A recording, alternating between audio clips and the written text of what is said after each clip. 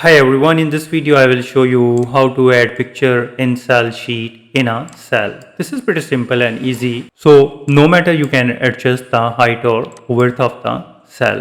So how you can do that? For this you need to click on the insert, click on the picture and click on this device. And now browse the picture from your computer device. So I'll do have this picture.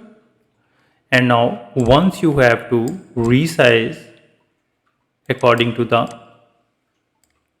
cell.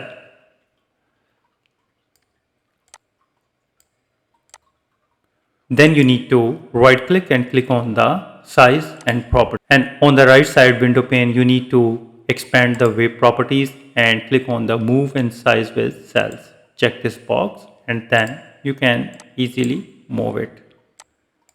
Let me do again go to the insert, click on the picture, click on this device and select the picture, this picture, and resize the picture according to the cells height and width like this one, and then right click, go to the size and properties, click on the move in size with cells like this one.